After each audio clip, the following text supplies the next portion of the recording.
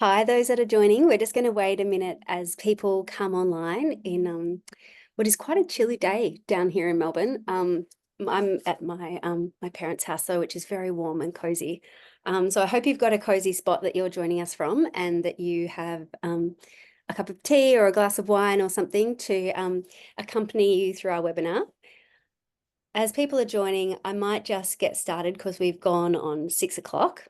So I will start by just welcoming you to the webinar and thanking you for joining us. I think it will be a really interesting and timely webinar for us to be considering, particularly with all the climate politics that's been going on in the last couple of weeks. And we've titled this one, The Runway for Climate Action. What is the process that gets us to the outcomes that we're all looking for? So in the content tonight, we'll dive into how the Climate Council's policy and advocacy work helps to slash climate pollution and ultimately protect our children into the future. So my name's Amanda McKenzie. I'm the CEO of the Climate Council, and I'd like to begin first by acknowledging the traditional owners of the land on which we're all meeting today. For me, that's the Wurundjeri people of the Kulin Nation, and I pay my respects to elders past, present and emerging, and acknowledge that this land was never ceded, no matter where you are in Australia. It always was and always will be Aboriginal land. So encourage you to put in where you are joining us from in the chat here. And I also wanted to acknowledge the leadership of First Nations people here in Australia and around the world on climate action, which has been very, absolutely critical to enabling change. So now I want to talk a little bit about what we're going to be talking about tonight. So I'm joined by a powerful collection of Climate Council representatives who each have been working really hard in this space for some time. And we're going to get a behind the scenes look at how our influential policy and advocacy unit helps to drive government action with then a really big impact.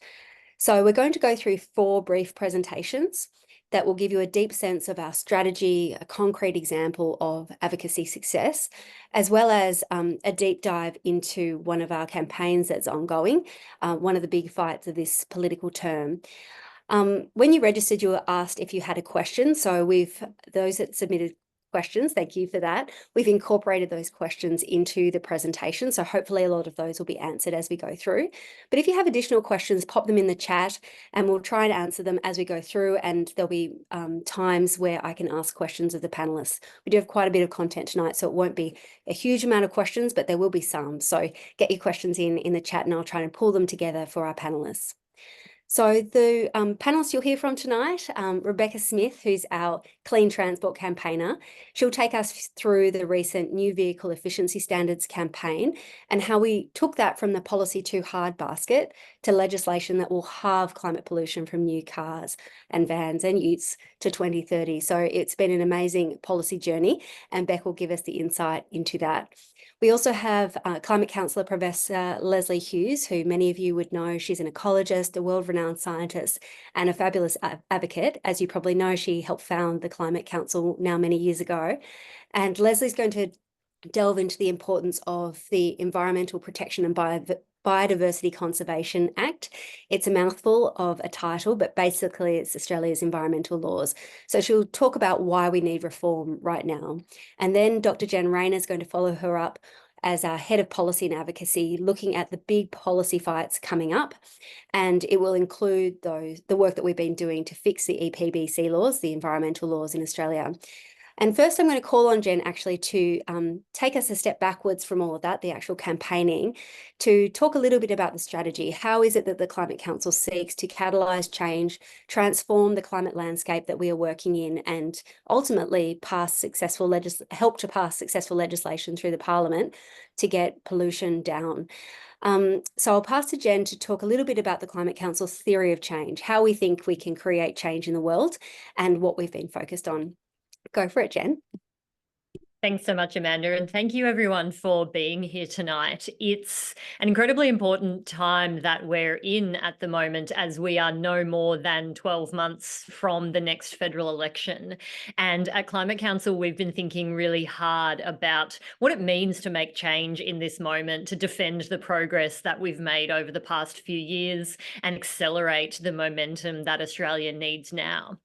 And in terms of how we think about doing that work, our theory of change is really about momentum, that we can build momentum by doing, and that momentum makes possible things that really might feel impossible today.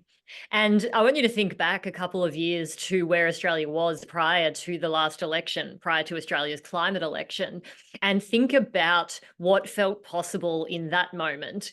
And then reflect on where we are today and how far we've actually managed to come, with 40% of the power in our main national grid now being from renewable sources like wind and solar.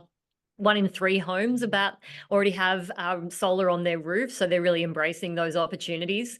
And there's so many other places where we can see and feel that momentum building in Australia. And we're really proud that together at Climate Council with all of you, we have played a big role in generating that momentum. We played a big role with partners and with all of you prior to the last election, bringing a sense of the urgency of climate action. And since then, we've really worked hard to build up a sense of the solutions and what's possible. And we'll talk a little bit tonight about some of the practical ways that we do that. But I wanted to start in terms of that theory of change and that idea of momentum, because that is at the core of so much of what we do here. In looking at our theory of change that you can see on the screen in front of you there, that idea of catalyzing change is where we start from. We identify using our experts like Leslie, like our amazing team of scientists and policy workers and researchers, we identify what change needs to look like. You would have seen, if you've been with us for a little while, our Seize the Decade plan that we put out earlier in the year, which built on really important work through Mission Zero and other science-based evidence work to understand what Australia needs now. And so then we use that expertise to identify what is the change that's going to make a difference. More solar on our roofs, more large-scale renewables, policies like fuel efficiency standards to drive down pollution from our cars. We really focus on identifying what that change is so that we can go out into the world and we can say, this is what it looks like. These are the solutions that Australia needs now, and this is how we get them. And that's all about building that runway, like we said in the title of this webinar tonight, building the runway for governments and others in the parliament to walk along, creating that space for them, going ahead of them, helping them understand what Australia needs to do now in this really critical make or break decade for action. Locking in the progress is the next part of the work, and it's a really exciting piece. What Beck will speak to shortly is a really great example of where we've been able to lock in progress in a legislative sense. So get legislation through the parliament that actually changes the law on how something works in this country to drive down climate pollution. Sometimes we do that with funding or policy commitments. This year's budget was a great example where lots of things that we've been talking and advocating for in the clean industry space were funded, which is a great way of locking that in to make sure that it happens. And so we do a lot of work with the parliament, with governments, with other stakeholders and partners to not just put ideas out there, but actually to bring them into reality, whether that is through negotiating on legislation or writing policy papers and briefs to help people understand what they should be funding, or having a myriad of conversations to move politicians and decision makers closer to an understanding of the problems and the solutions the way that we see them. Celebrating that progress when we make it then is also a really essential part of our theory of change. And you would have seen a lot from that if you're on our email list, if you're part of our community, particularly over the last sort of 6 to 12 months when there's been some great things to celebrate. We believe it's so important that making change feels great for people, that yourselves, when we win, get to feel fantastic about the win that we've built together. When politicians and decision makers take good decisions and do good things, that they feel that reward, that they understand that a good thing has happened and that people are going to reward them for it. And the reason that's so important is because we always have to keep building. We always have to keep saying, that was fantastic. Now what's next? Let's talk about what else we can do. Because the thing about momentum is if we can keep accelerating it, we can move forward further and faster to get to where Australia needs to go, which is cutting pollution by 75% by 2030 and reaching net zero by 2035.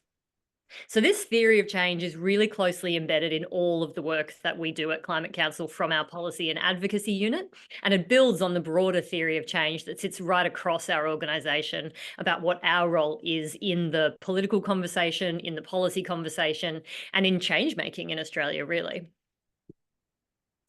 in thinking about the different parts of that and what it ends up looking like, really it brings together all of the different strengths that Climate Council is known for and that people like Leslie and Amanda have worked over the last decade to really build up. In terms of what catalyzing change looks like, that's where we really bring our research and our policy and our analysis now to bear through some of our research reports, our communications, our coalition building and support. Those are the products that you often see from us. So those things that we put out, that we do a lot of media around, where we're engaging in that public facing conversation and we're saying, this is what needs to happen. Here's a great idea. Let's go for it. Locking in progress is often the part that you won't necessarily see. In that top photo, there's a really successful day of advocacy with Amanda and our head of strategic communications, Dinah, in Canberra, where we'd just come from a really inspiring day talking to politicians about our Seize the Decade work and really hearing them say, wow, I'm so blown away with what's possible. Let's talk about what else we can do. And so a lot of that does go on in the parliament, you know, on the phone with departments, in consultations, in those places where not everybody is necessarily seeing the conversations as much, but where it's really important that your voice is heard through us. When we celebrate progress, that's what our huge communications now and our enormous digital reach comes to bear. We have such an engaged and excited community online. All of you are part of that, as is a much broader group of people, particularly younger people who are really looking for hope. They're looking to understand what's possible and they're looking to know what's out there. And that's where our digital and communication channels really come into their own. And then we are always ready with the next set of ideas. When something good happens and we can lock it in, we are really great at saying, here's what's next, because we've done that work, we've done that thinking. Our analysts, our researchers, our experts, like our councillor group, have been looking over the horizon so that we're always ready to say, let's do this next thing, because that's the next thing we need to do to make a difference.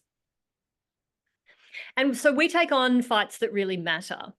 There's an enormous number of things in the climate space that any organisation could deal with, certainly more than a small but mighty organisation like Climate Council could do.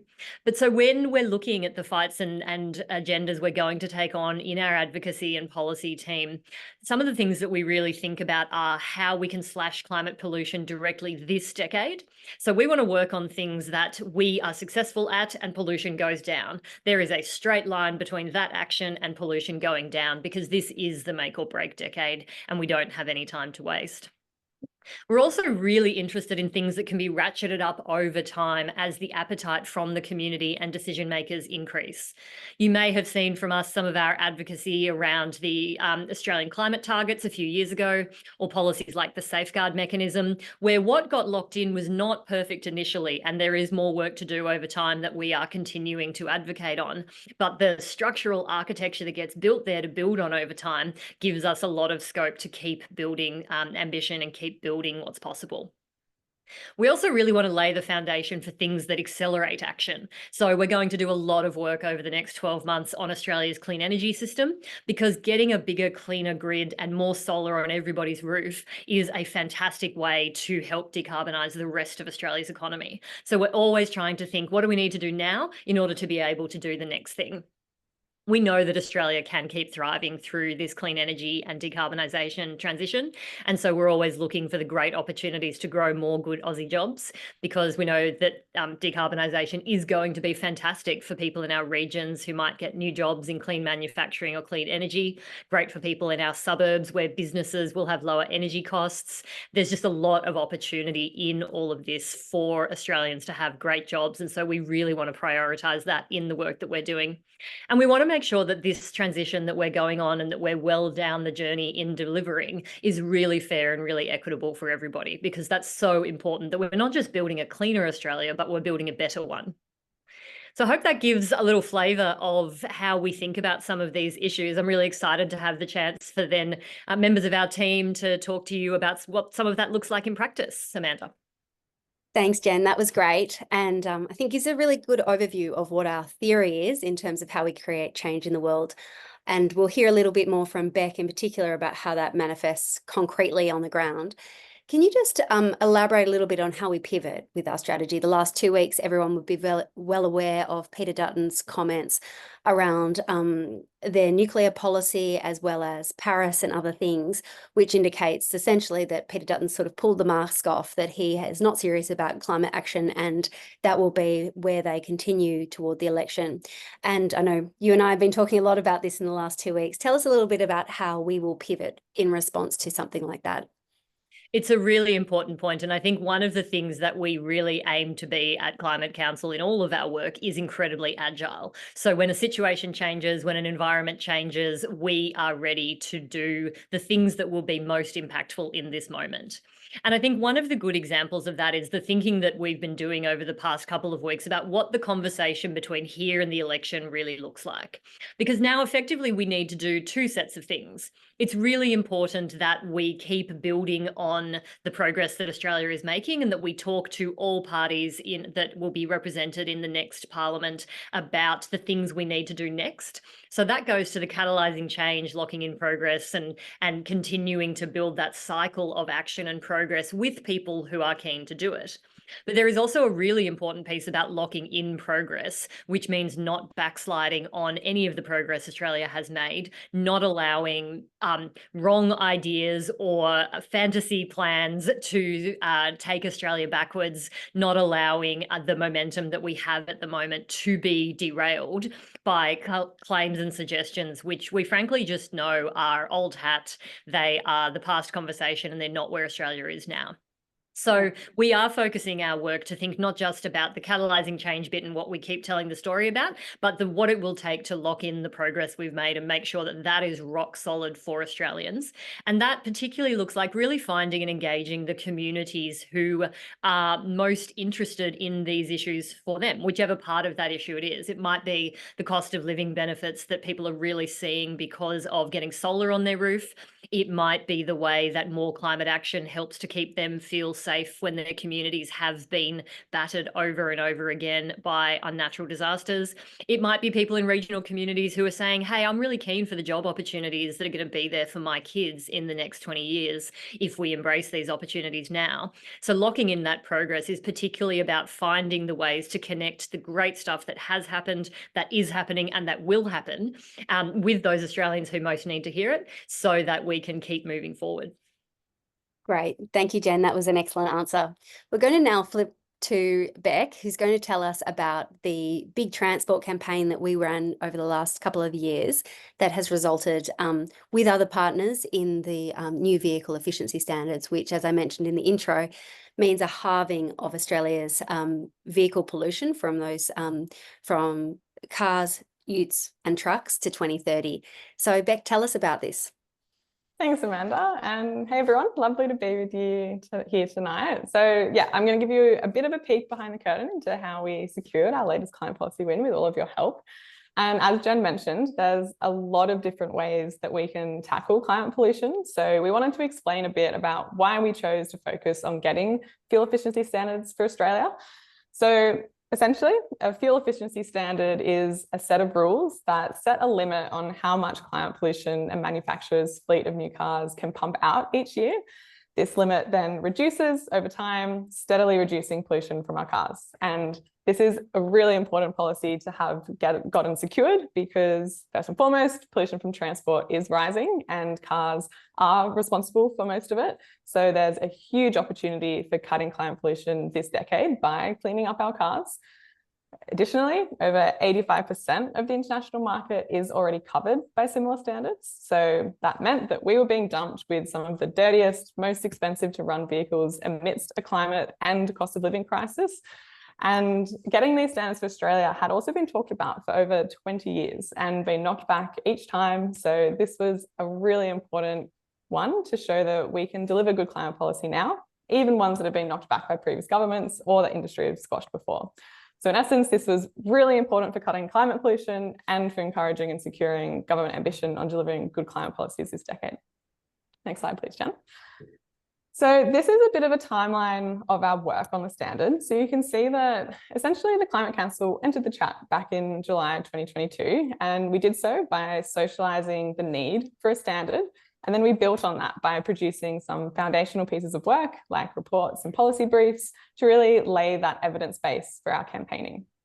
We then did a huge amount of drumbeat media and digital content, and that included things like calling out industry lies and misinformation, but all while hammering in all the benefits that this policy would deliver, both in cutting climate pollution this decade, but also benefits to our health, improving consumer choice, our hip pockets, and all those wonderful things as well. In amongst all of that, we were also doing a lot of inside track work, so speaking directly with government on the key policy settings that we were wanting to see. And then a month ago, we secured that win. So as you can see, it took an intensive 2-year period of campaigning to really secure this win. So these things can take time, but we can also get them done.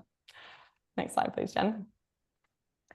So there were essentially 5 key ingredients for what made this campaign a success and what really established the Climate Council as the peak movement group that the government was engaging with on this reform. First and foremost, we were really clear and consistent with our comms. So we identified early our priority policy settings and our key messages, and we didn't waver from them. We repeated the key messages. We made sure our priority policy settings were embedded within all of those. We made sure decision makers were hearing about that. We made sure the media were hearing about that.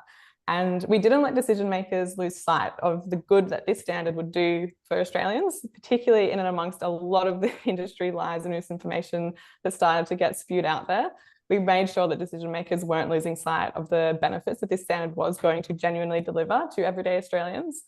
And then we bolstered community appetite and support for the standard. And this is really important in creating a space for good decision making by government. It's essentially enabling them to feel backed in to do the good thing.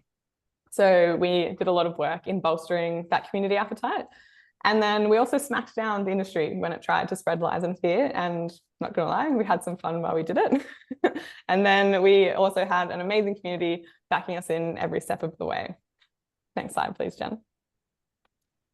We really can't understate just how much the passion and engagement from you, our Climate Council community, not only powered our work, but was really directly felt by the decision makers and policy elites in charge of delivering this reform.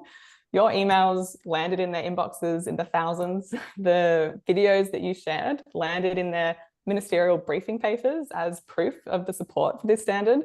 The myth-busting content that you all engaged with and shared far and wide genuinely disarmed the industry. And the key policy settings that we established early and never wavered from ended up landing in the final policy design. Next slide, please, Jen. So what do those key policy settings add up to deliver? We got a strong, effective and transparent fuel efficiency standard under the name of the New Vehicle Efficiency Standard that will prevent 20 million tonnes of climate pollution from entering our atmosphere by 2030 and 80 million tonnes by 2035. To put that in perspective, that's more than the pollution from every single gas-connected home in Australia for more than 9 years. So that is a huge win for our climate, but also for our hip pockets. Obviously, cars that use less fuel and pump out less pollutants are cheaper to run, and they'll also cut billions from our healthcare system. So a huge double win in that sense. But then we also beat over 20 years of oppositional campaigning from the industry where they were using really gross scare tactics and were actually running fundraising campaigns to run the misinformation campaigns. But we beat them. We've helped secure the Climate Council as a peak body of influence in delivering good climate policy this decade. And we've genuinely prevented millions of tonnes of climate pollution from entering the atmosphere. Next slide, please, Jen. So we've catalyzed that change with your help. We've locked in the progress, we've celebrated it, and now we're going to build on it. As I mentioned, transport is a huge area of opportunity to make steep cuts to climate pollution this decade. And electrifying our vehicles is a really key piece of that puzzle. And it's really important in terms of meeting accessibility needs across Australia, both now and into the future. But a lot of our research has found that our biggest opportunity to cut climate pollution from transport this decade is by enabling more Australians to use shared and active transport to get around more often. Now, we could probably do a whole webinar just on this, but as a sneak peek for what's next, our focus is going to be zeroing in on socialising this need for and the opportunity of enabling more Australians to take more trips by shared and active transport more often, particularly in our cities where over 70% of us live, but also as well moving more goods via rail rather than road. Importantly, while we're doing all of that great socialising work, we'll be catalysing federal and state governments to deliver the infrastructure and services to enable that change by prioritising moving people rather than cars and making sure that that's at the heart of all future transport and urban planning. So if you think back to that timeline of our fuel efficiency standard campaign, we're essentially at that earlier stage here where we've entered the chat with some of our pieces of work last year and earlier this year. And now we're building on that foundational evidence base to socialise the benefits of more people using more shared and active transport to get around more often, and to form that environment for good decision making by governments while also talking directly to them with really clear asks. So we are gearing up for our next big fight in the transport space, but we know we can do it because we've done it before and we've got all of you backing us in. Back over to you, Amanda. Thanks, Beck. That was awesome. And it really answered some of those questions that had come through around public transport as well. There was one question around our fuel efficiency standards being based on the US fuel efficiency standards. Can you go into a little bit about why that model was useful, or why it was useful to look at those global models? Yeah, for sure. One of the benefits, I guess, from being a bit of a laggard internationally on this standard was we were able to learn from the rest of the world and see what other countries had done, learn from their mistakes, but also see what good had been done and enact it here. So the US was identified by the government and by many stakeholders as an appropriate comparison for Australia, given their penchant for quite large trucks and vans and things, which Australia does love a good van and a ute. So we were using the US as a comparison there to kind of, I guess, help socialize this change by using a comparison of somewhere that we could relatively identify with. Unfortunately, that did come to cause some issues when the US was going through their own negotiations and discussions about updating their reform. But importantly, the US have actually had these standards for, I think it's nearly 70 years. So they do have good, transparent ones in place, and we were able to learn a lot from that.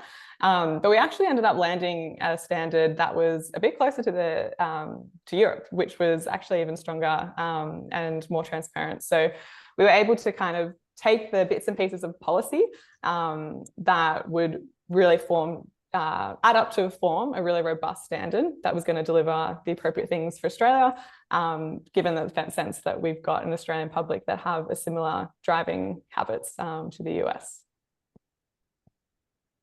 Thanks, Beck. That was a really great presentation. I hope it gives you all a sense of how much went on behind the scenes. And as Beck illustrated, that work that so many in the community did and backing the work in and was recognised by the government as being influential. I think it's one of those things where you have to throw a lot at the problem and you don't always know which bits will stick, but we did a lot of different tactics in this campaign and a lot of them were very useful, including that one. So thank you all of those that got behind that campaign, and thank you Beck and Jen and others in our team for leading. It's been a really great outcome. I'm going to pass over to Leslie now, and we're going to do a little bit of a pivot to our environmental laws. And Leslie's going to give us a bit of a scene setting piece on why this EPBC Act is so important. Go for it, Leslie. Thanks very much, Amanda, and good evening, everybody. Thank you for joining us tonight. This, of course, is a topic that's very personally close to my heart because I've spent the last 30 years or so studying the impacts of climate change on species and ecosystems. We are blessed in Australia. In so many ways, we really are the lucky country. And for me and for many others, it's really because of our wildlife and our natural landscapes. We have an extraordinary mixture in our biodiversity. Some of our plants and animals have been around since Gondwanan times. Others have come from Asia across land bridges. but more than 90% of them have actually evolved in Australia and they are found nowhere else. So that means we have an extraordinary responsibility to steward those species and look after them. Our ecosystems are also extraordinarily diverse, everything from tropical rainforests to alpine systems to mangroves to eucalypt forests and so many more. So we have great natural riches and we have great responsibility, but frankly, we are absolutely failing to do the right thing. Let me give you a few examples of how badly we're failing. We have the highest mammal extinction rate in the world. 50 of our animals and 50 of our plant species have become extinct since European colonisation. We're actually in the top 2% of countries in terms of extinction rates. WWF's Living Planet report, published in 2020, reported a 68% decline in monitored wildlife populations, with some of those populations declining in Australia by 97%. We've got nearly 2,000 species listed as vulnerable or close to extinction. And it's not just the individual species that are in trouble. A research study that I was involved in a few years ago identified 19 of Australian ecosystems in some form of collapse. So we love our wildlife, we love this beautiful country, we have a strong democracy, a great education system, great scientific knowledge. So sometimes it seems really hard to comprehend just how badly we are protecting our natural legacy, which of course is our life support system. So how can all this be happening? It is complicated because ecosystems themselves are really complicated. More than half of our biodiversity has suffered through clearing for agriculture and for urban development. More than 8 million hectares of threatened species habitats been cleared in the past 25 years. 2 million hectares of native vegetation have been cleared in the past 5 years in Queensland alone. Eastern Australia has actually been declared one of 24 global deforestation hotspots by WWF, and we are the only developed country on that list. It's a truly shameful place to be. Then, of course, there's all the threats from feral animals. And now we have to add climate change, the big daddy threat of them all, to this list. The 2022 State of the Environment report said the overall state of Australia's environment is poor and continues to deteriorate due to a number of increasing pressures, and they named climate change as the first in that list. There's probably no ecosystem showing greater stress than our Great Barrier Reef. It's suffered major bleaching events in 1998, 2002, 2016, 2017, 2020, 22, and again this year. And this year, the bleaching has probably been more widespread than at any other time. Our reef simply can't keep sustaining that level of suffering. But of course, it's not just the reef. Climate change poses a threat to all life on Earth, including us. And the real problem is, of course, that our major federal environmental law, the Environment Protection and Biodiversity Conservation Act, which runs to more than 1,000 pages, it's very complex legislation, but the government is moving at a glacial pace to reform this legislation. We've got the law is not working. So land is still being cleared, climate change is still getting worse, and of special note, and Jem will talk about this shortly, the current Act makes no direct mention at all of climate change, completely ignoring what is becoming the greatest threat of all.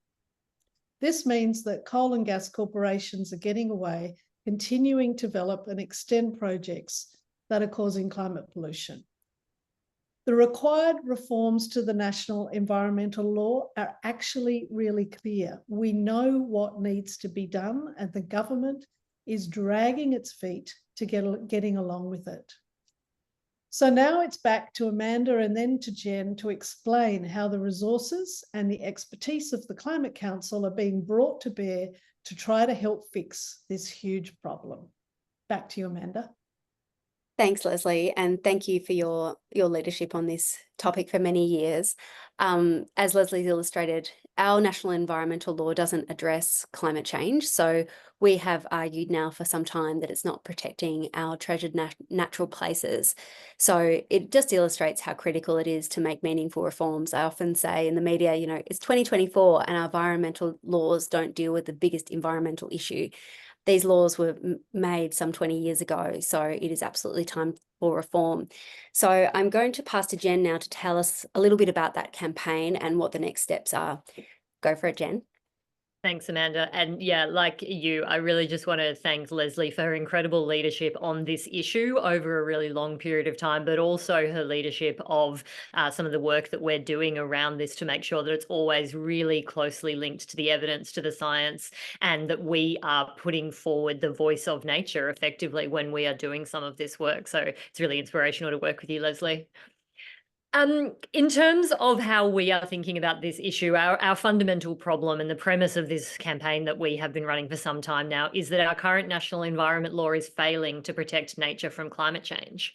As Leslie says, there is no mention of climate change in the law, and that is one of the reasons that over 740 fossil fuel projects have been waved through since it was passed.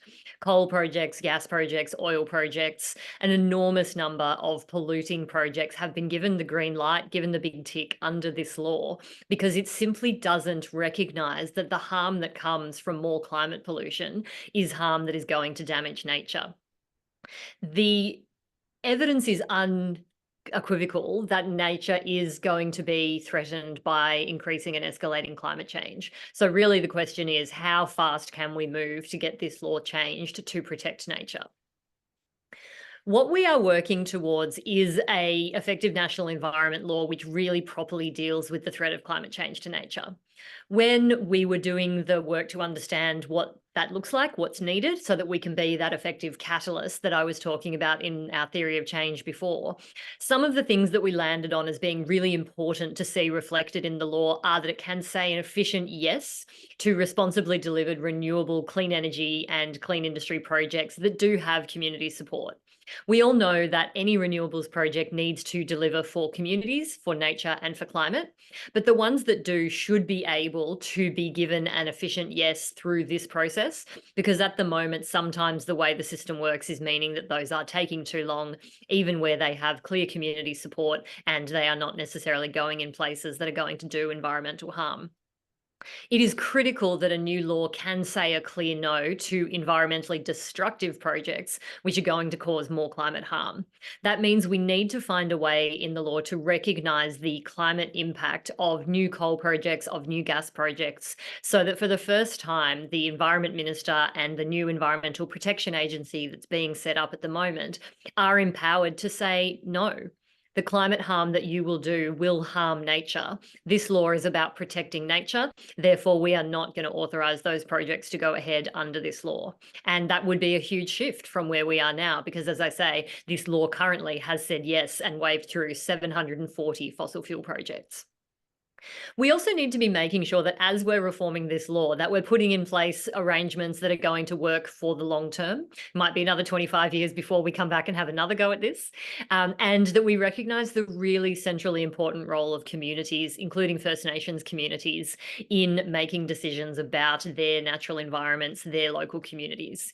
So that means that communities need to have a lot more voice, and proponents also need to have certainty about where things can and can't go. It shouldn't be the case that anyone can bail up and say, yeah, I reckon I'd like to stick a coal mine there, and there being a protected koala habitat or a critical water resource, and have that genuinely and seriously be considered by the system. We need a way of saying stuff shouldn't go there, it's okay if stuff goes here, and to have that be really evidence-based, have that really draw on what we know about the risks and threats to our environment today, and keep that information really update over time.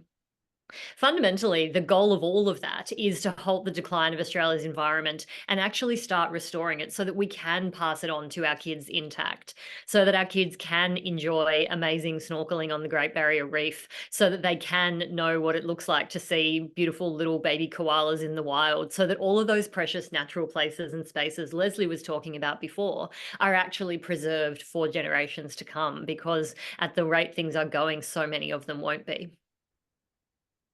The period between now and the next federal election then is really, really important. And it's particularly why we wanted to talk to you about it tonight and, get fired up about the opportunities in front of us. Because first and foremost, we need to put a megaphone on this problem.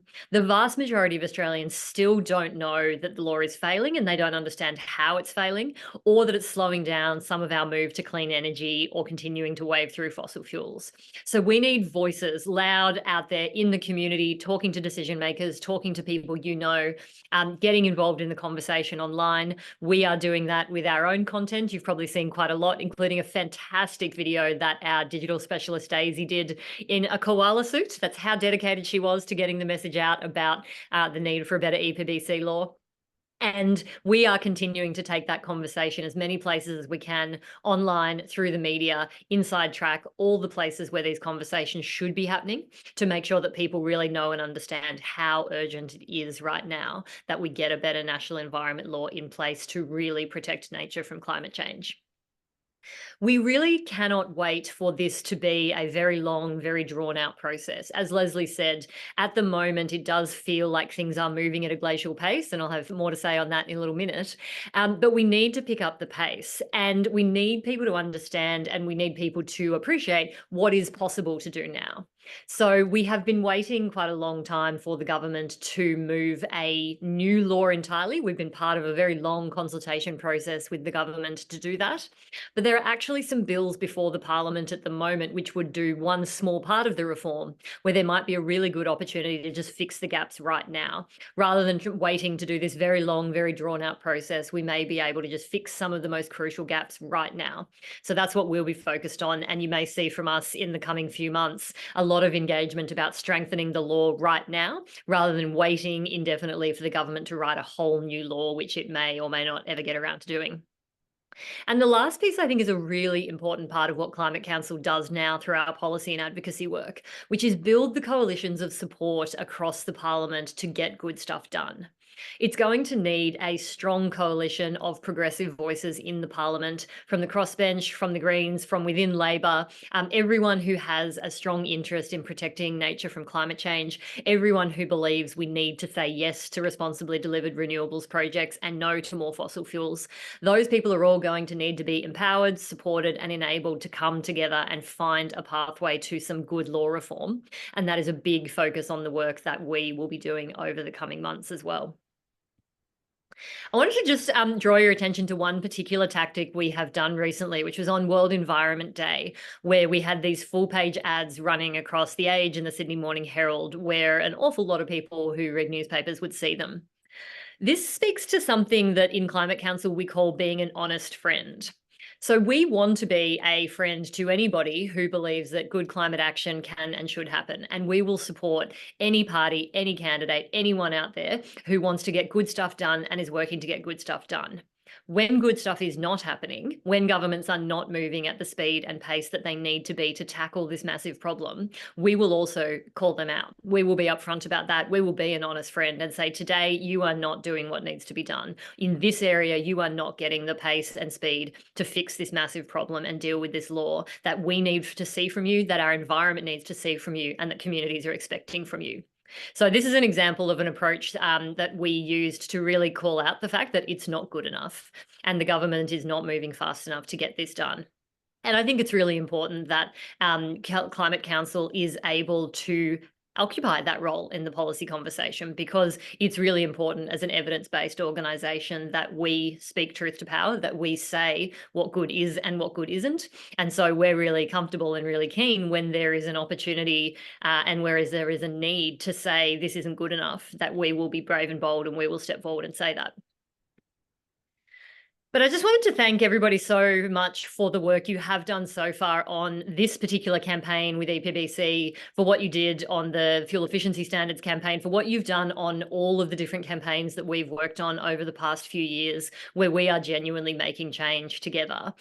As Beck said, the emails that you send, the things you share online, the conversations that you have with your communities, with your families, with your boring Uncle Greg who needs his mind changed, like all of that matters, and all of that powers the work that we do as well. So these are wins for our climate, but they're also wins for you and wins for the work that we're doing here together, and particularly wins for those gorgeous little kids on the screen there and all the other ones out there around Australia who we know can have a safer future if we can take action at the speed and scale we need now. Thanks, Amanda. Awesome. Thanks, Jen. I have a couple of questions that I'll put to you. But I think what it really struck me as I heard you speak and as I heard Leslie and Beck is that change is really hard. And sometimes, well, inevitably it feels too slow. And I think that it's conceptualized for us within this strategy of change gets change gets change. This is about building momentum over time. Each incremental step that we're able to achieve, we want to celebrate it and have it enable more change down the track. So we're very clear, as Jen illustrated in our theory of change, that each step along this path has to help us build momentum and get us further along the pathway. So unfortunately, over 10 years ago now, when the carbon tax came in and there was all of that debate, we went backwards after Tony Abbott came into power and he abolished a range of different things. It put us backwards 10 years. We cannot have any backsliding. It's way, way, way too late.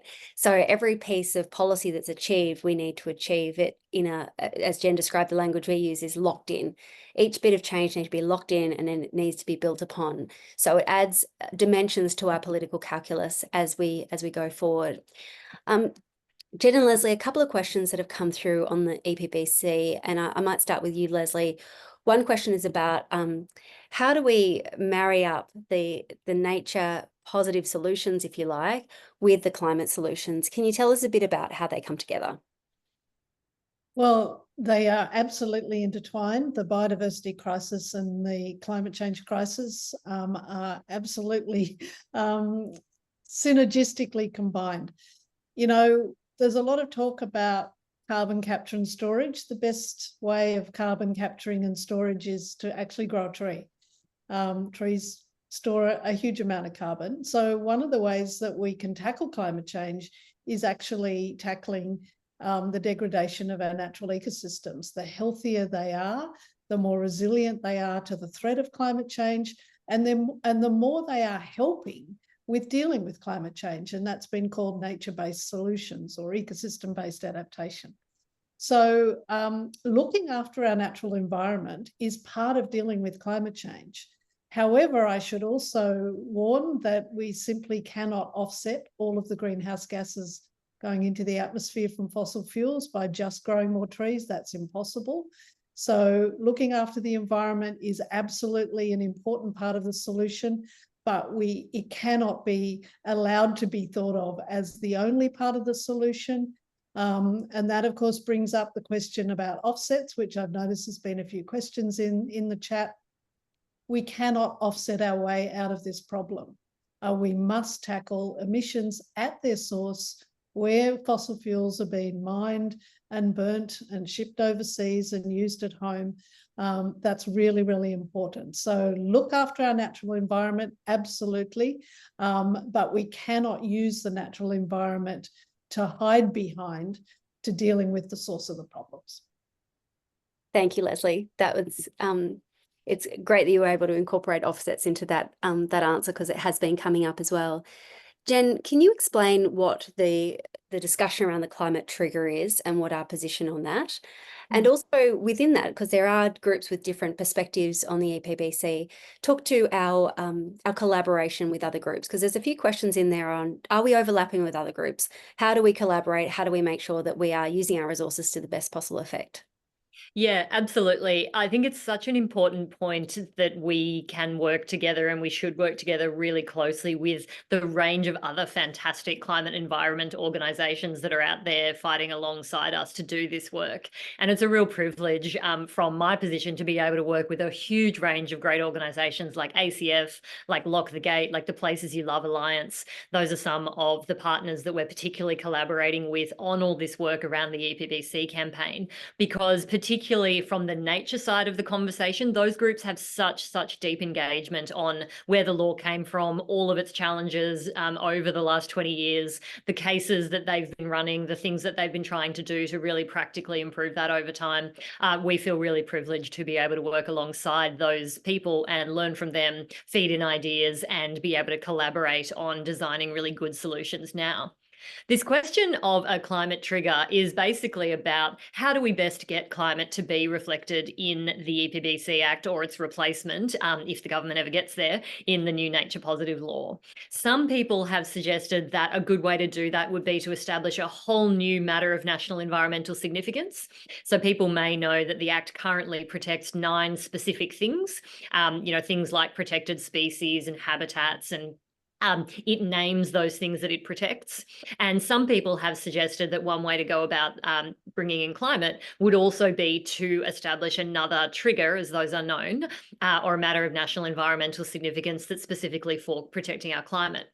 Another approach, and the way that we've been thinking about it from Climate Council's perspective, is to embed a consideration about protecting nature from climate right throughout the Act. So make really clear that in protecting all of the existing matters of national environmental significance, it's essential to think about the impact of climate change on them, on their viability now and into the future, on their habitats, or if it is a habitat itself, then on the nature and viability of that. And the reason we think that's such a good approach is because it really builds on and strengthens the fact that this Act is about protecting nature.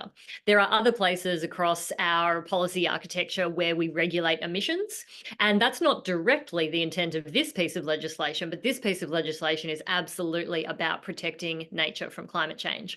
And so embedding that consideration all the way through the Act is a really good way of locking that in and making sure that it's a core consideration every time.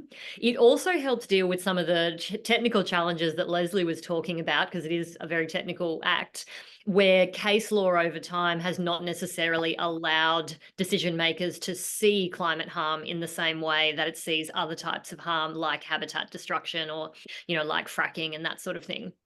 So what we're trying to do is take a sophisticated approach which reflects what the intent of this law is, and really reflects where the case law and the previous history of this Act in application has got to, and come up with a solution that the Parliament could come behind to really back that in.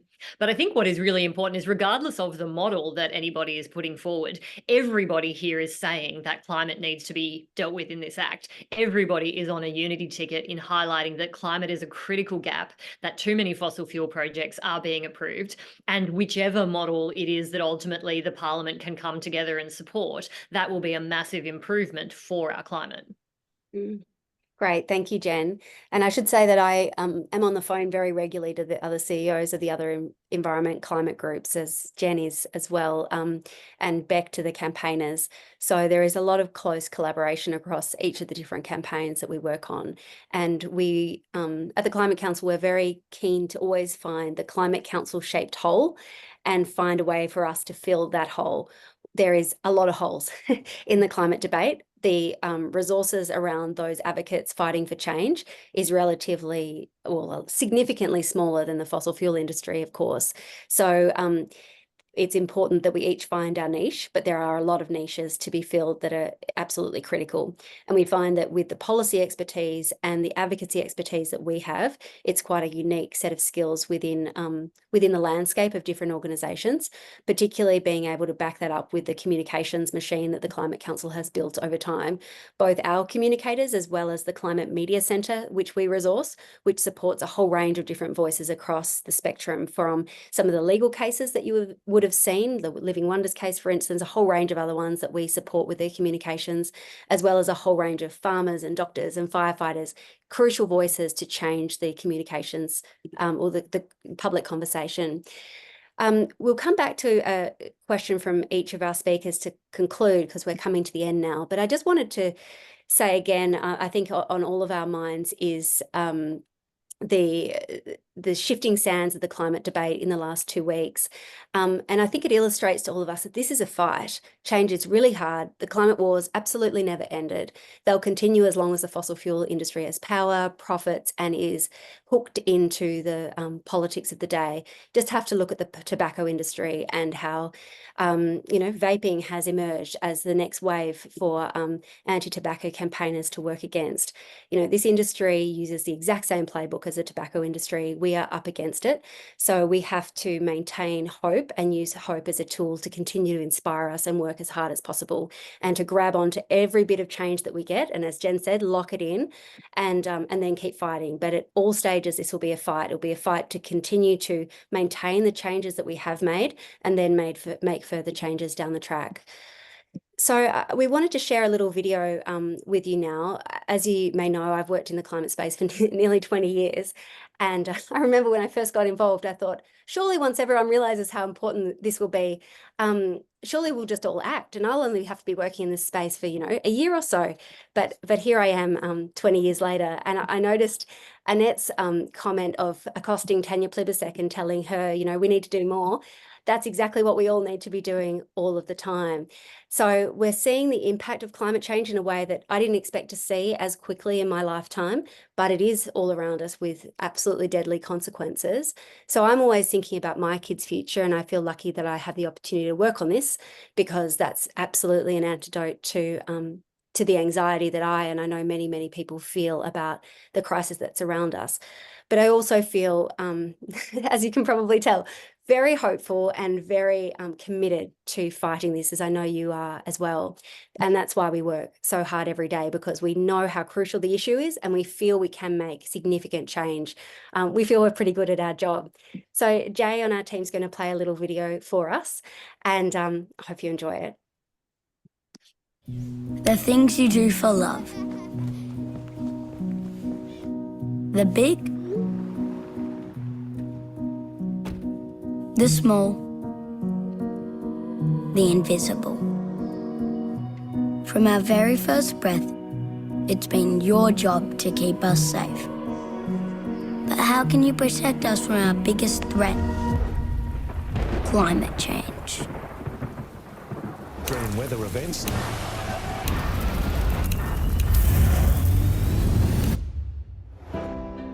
ending climate pollution is the Climate Council's job, and they're really good at it. They bring together Australia's leading experts to create massive society-wide change, so it's not all on you. They've made huge progress, but there's no time to waste. Their plan shows how Australia can do more quickly. Now they need your backing to turn it into action. They'll do their job so you can do yours. Together, you can end climate pollution and keep us safe.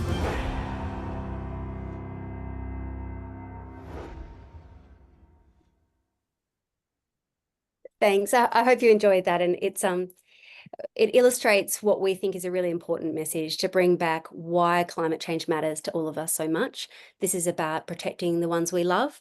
It's about protecting the creatures that we love and the world that we love so much. So bringing it back to why, the why for all of us here. And for the Climate Council, I wanted to ask you, as we go into what is going to be a really crucial year, you think of how important it is to slash climate pollution now. The election is going to be quite stark in what the major parties say. It is also going to be important to have a range of other climate champions on the political stage. So we see ourselves as being an absolutely independent, non-partisan actor in all of that, but we want to raise the salience of the climate issue, illustrate to the Australian community why it's so important and why the solutions are critical while they're underway. Our economy is fundamentally changing already. We already have 40% of Australia powered by renewables, and we need to continue that journey. So we've launched a Seize the Decade crowdfunding campaign. It's the end of financial year for us, and we are aiming to raise $685,000 by the end of June to scale up our work and allow us to work in that election year to make as much change as possible. So we've raised about half that so far, and thank you if you've already donated. But as you think about your tax time and whether you can make a donation, please have a think about us and whether that might be a place that you could invest with a donation before the end of the financial year. But just to close off the webinar, I wanted to go back to each of the panelists and ask them a question just about what is motivating them right now to be fighting on climate change every day. So Beck, I'll go to you first. Yeah, thanks, Amanda. That video gets me every time.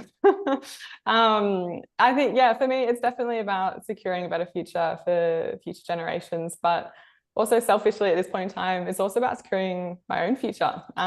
When we touch wood, hit net zero in 2035, I'll be 37.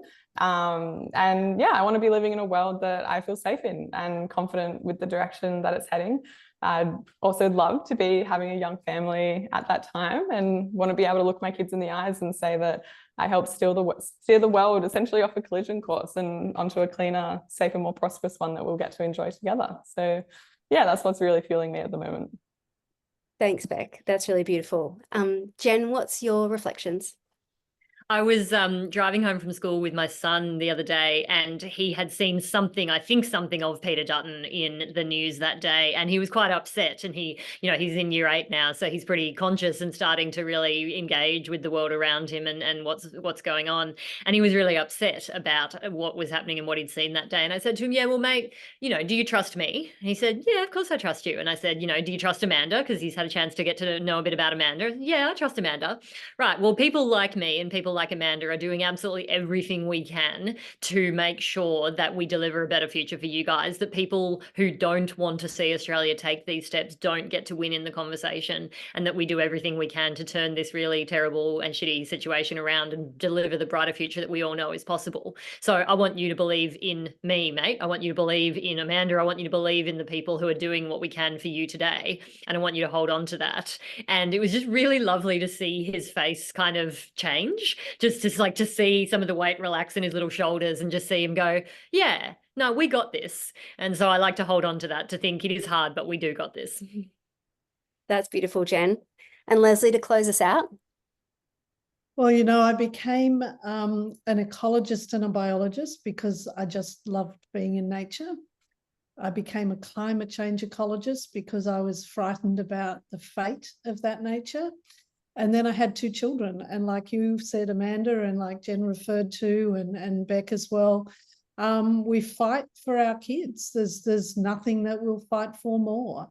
So I'm still here after 30 years, fighting for my kids' future, fighting for their kids' future if they have children. The fight, I'm afraid, as Amanda pointed to, hasn't gone away. It probably won't go away for a very long time, but what else can we do but keep fighting? There's no choice. Thanks, Leslie. And at the Climate Council, we will keep fighting.